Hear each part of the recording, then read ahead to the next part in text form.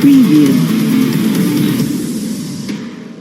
Weewaawo ankwaniriza omulungi atugoberera era atwagala bali kubanga ate otulaba ye Sports Colours program ya byamizannyo ku mikutu gi social media platforms eja Chabasa digital platforms eza CBS twatwogera ku Instagram, twogera ku Facebook, twogera ku WhatsApp, twogera ku TikTok, twogera ku X. Wonaawo osobola okubanga ate otufuna bulungi nnyo n'obanga otugoberera. Ky'olina okukola sharinga, subscribinga, likinga, commentinga ate ensonga zibenga zitambula bulungi. Nze kana kulya Rajab Bogere mbane Samson Kiseko okuteekateeka programu eno okulaba ng'ekutuukako endowooza zammwe tuzaaniriza tuzaagala n'okuteesa kwammwe ku bye tubeera twogeddeko ne tufuna ate sayidi yammwe engeri ebintu gye mubirabamu olw'ensonga tukimanyi tukakasa twogera n'ababimanyi ababigoberera. Wano tewayinza kuba wagobera byabufuzi nga twogera bya mizannyo. Omwagizi wa Arsenal aba waali, owa Man U waali, owa Liverpool waali, ali mu title race, owa Villa waali, owa Vipers waali, owa Bull waali, owa Kitala waali. So bwekina okubanga ate kitambula bwe kityo. Kakati Arsenal si birungi nnyo bwe twogera ku wiiki ennamba emipiira gyesambiddewo esatu, Champions League ebiri, amaliri ga 2-2 ne bamukubemu 0, then Premier League ogwa Aston Villa 2-0 akubiddwa emipiira ebiri, akoze amaliri omupiira gumu, mu Champions League n'awanduka ne kimusesetula namuko okuva ku ntiko y'ekimeza mu Premier nga Aston Villa amukuba. So olaba tebitambudde bulungi, waliwo room to improve. Emipiira omukaaga egisigaddeyo katwogera ku Premier League olw'ensonga nti kati Arsenal terina walala wonna weekutte. Bulaaya evuddeyo, Carabao yaggwa dda, Liverpool yamuwangula, FA teriimu, kati Premier weekutte. Emipiira giri mukaaga gyokka naye esobola okweyambisa akadde kano nti terina weewambagatanyiza ne resistinga newangula emipiira mukaaga nefuna points 18. Ekiwanguza Arsenal ekikopo nkubuulira kuwangula mipiira mukaaga gyesigaza.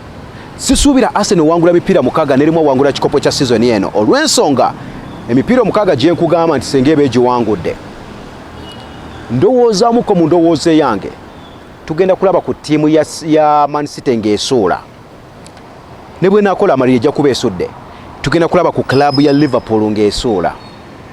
Ekibuuzo kiri nti bagenda okusuula abo boovuganya nabo ku kikopo nga gwe Arsenal bakusanga mu mbeera ki? Naawe yaggagana ng'osuula bagikozese nga advantage oba gw'osinzidde? Points 18 mu mipiira omukaaga nkulu nnyo eri Arsenal. Campaign etandika n'omupiira gwa Wolves. Emisege egyo mugenda kugisamba ku lw'omukaaga essaawa nga 3:30. Emisege egyo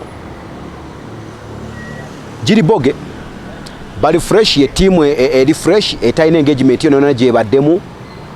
Bakulinze obadde ku Bulaaya obuko busuubire nalabye omupiira Bayern gwe yabakubye goal mu kubwere mu Allianz Arena nga mwawaddeyo kyonna ekyabadde kyetaagisa okulaba nga muwandulamu Bayern ne kigana buganyi. Effect y'obuko gisuubire obuvuna okwongera okubanga ate bweyongera mu squad wadde nga Julian Timber emusambi akyali confirmed alina obuvune naye mulimu abasambi ababeera nga bali ku ndebolebo ya kufuna buvune. Balina mu bunokusi obutonotono babakonyekonyemuko nga nattukira mu game gy'oba ogenda okuzanya. So eyo factor Arsenal kubanga esooka Wolves ku lw'omukaaga waite ennaku 2 zokka olw'essaane n'ebbalaza ku lwokubiri ozanya klabu ya Chelsea. Chelsea mugenda kugisamba ng'eva mu kikopo ekya FA, eva kusamba Man City ku semi-final mwe tutamanyi bwena abeekoze.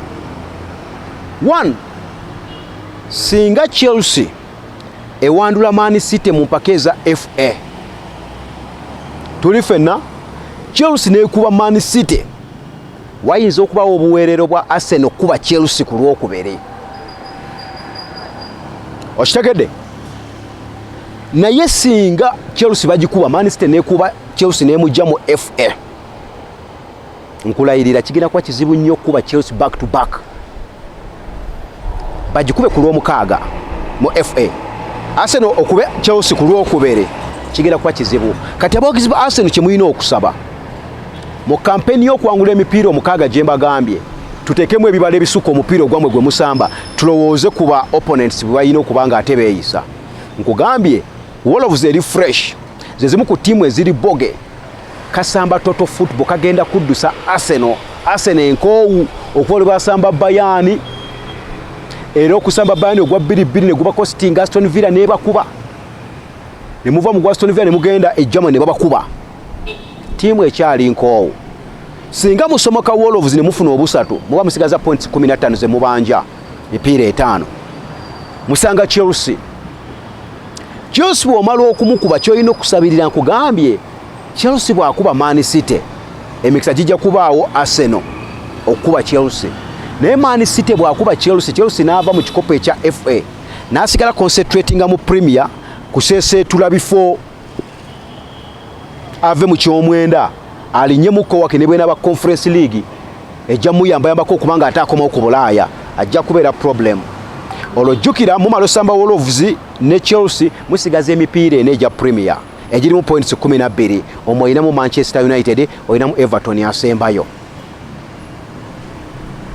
Si myangu negisoboka betwogerako nabo sibe bannaggwa n'obogamba nti bw'oyogera ku fixture ya Everton tekubika Man United takubika bakubika but bijja kwetaagamu weeteeseteese otya squad yo eri mu mbeera ki obuvune tobuyina obukoowu bwennyini bali lift n'obukoowu yabaffe attitude y'abavubuka eri ki karakita yaabwe bwe bakuba golo nga bakubye ku Bayern biki byokola otulaga otya nti oyayaana okwesitula ogatta omupiira ogwo kubanga obuzibu Arsenal bwe mulina mu abawagizi ba Arsenal abamu ku bantu bemuvuganya nabo ku kikopo ye kilabu nga Manchester City ekya karakita namwe muyinza okukkiriza nti ebasinga. Walabye enva gye bavudde mu mpaka za Champions League abadde yakitiibwa nnyo basooka ne babateeba goal nga bali waka ku Etihad olwa karakita gye nkugambye ne bagamba tufanga bazira ne bagugatta ne gugenda mu busaale. Abajjukira ogwali ku Banabu ogwa 3-3 bagugatta 3-3 bafanga bazira tebakireka kuyiika bwe kityo ne Arsenal waliwo mwatuuse nti Wakine mwanonyeza goal emu ne mugugatta eya Joshua Kimmich ne mugigatta Wakine mugutwale mu busaale David Raya abeere muzira wammwe kyaganye. Kati karakita kintu kikulu wano we tugenda mipiira omukaaga gye mbagamba egisigaddeyo because nalaba Aston Villa bwe yawangula omupiira gwa 2-0 okuviira ddala ku basambi abawagizi bennyini bakka emitima ne bagamba kati kigenze bakkiriza kigenze. Kati bw'ojja n'embeera eyo n'osanga kilabu nga Wolverhampton Wanderers ba City Danger tebalina kibafiirwa comfortable kakuwa omupiira mulamba ne kabanga kakonfaminze okuvaako ku kikopo bwe byatandika season ewedde. Omulundi guno kye mukozeeko ekyenkizo mbadde mu improvisemuko mbadde ku Bulaaya awaka mbadde mukyakwatidde emipiira mukaaga egibulayo mukyali mu reesi ya kikopo temunnakiviiramu ddala nga bwe kyali season ewedde nti Man City abalova kuba n'alinnya ku kimeeza Brighton Southampton ne bitabukira awo. Omulundi guno mukyalina omukisa nti singa muwangula Wolves ne muwangula Chelsea emipiira giba gisigaddeyo ena naye nga mukyali mu title race temunnagivaamu improvement eriwo eyo nno nsonga.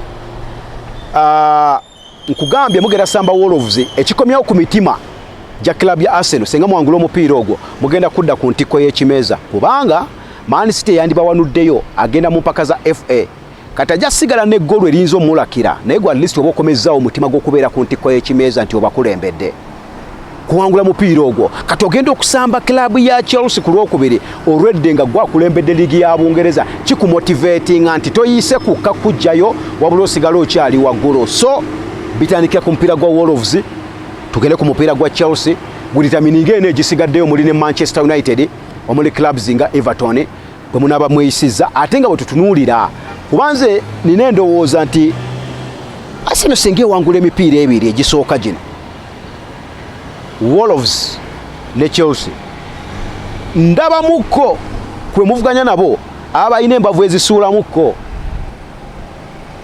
Tuyinza okulaba Liverpool ng'alina amukuttemu tulaba ng'ejja struggling ennaku zino naye yavudde mu Bulaaya yavuddemu naye basala olaba bastrugglinga nnyo okuteeba ttiimu omudigiro gugenda gwesala era ekisinga kati ositwa ku ttiimu ya Liverpool be baana abato Jurgen Klopp bagezaako okukyanganyika okuteekamukko ne bakomyawoko ku bulamu nti bo bakyayagala naye bano abaliwo basinya basamba beesaasira n'obukoowu balabika okubanga bakoowu bayinza okusuulamu naye kyenagambye weetegekedde otya loss oba draw ya Man City oba Liverpool gwe weeyisa otya kuwangula buwanguzi mipiira gyo gwe owa Arsenal naye challenge ekirimu mwena mwavuddeyo dda ku Bulaaya muli waka kati we musinziira muli waka mwena mulwanira waka lwakuba nti ate ekirala nti ate munywanyi owa Man City yakyali mu FA gyata nava naye mwena mukomyewo waka tekyali ali ku Bulaaya so byebyo Arsenal kuwangula mipiira 6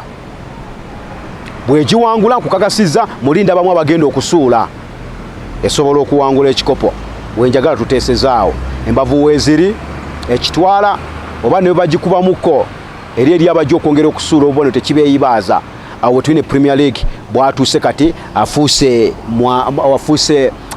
kagumba weegoge mipiira gigenda bantu balina okubanga ate bawangula resistance erina okubeerawo ey'obutaluuzinga mipiira egyo okuwangula kirina kuba kikulu nnyo erina kuba nnono ya ttiimu ya Arsenal bw'enaabanga yakuwangula ku Premier League ow'ebyeya n'ebisiibo gw'amazenga tawangulangako nkwebaza okulaba tugoberere subscribinga ku YouTube channel yaffe official channel CBS FM UG tulikinga sharinga commentinga ku TikTok Instagram Facebook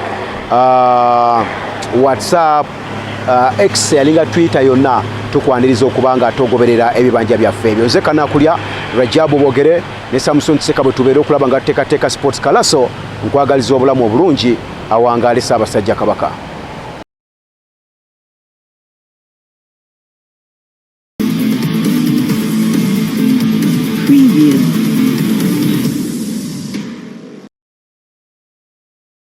Muzadde munange unoonya essomero ddungi nga lisomesa bulungi ate nga lifiizi zisoboka kati nno kankwanjulire Njovu Junior School erinaasana wamala ssomero lya day ne boarding eryayiriza buli mwana oba buli ddiini n'olulimi ate nga ne baffe beene yasiima n'aligulawo mu butongole ssomero gazi ddala ekiyamba omwana wo okutumbula ekitone kye wamu n'okwayiriza ebyobulimi lirina swimming pool kamera eziraba buli wamu olw'okwotadde security eri gulugulu bwe kituuka ku bayizi b'ekisulo balya buli kimu ne babeera nga abali ewaka emifaliso n'ebyokozesa ebisinga obisangayo bwe kituuka ku baby class tebajja na kintu na kimu. Njovu Junior School lyerimu ku masomero agakyasinze okukola obulungi mu Wakiso ne Uganda yonna. Okumanya ebisingawo osobola okubasanga ku main office yaabwe esangibwa ku kizimbe ekirungi ekya Nansana Business Center ku Njovu Estates oba osobola okuba ku simu zino wammanga.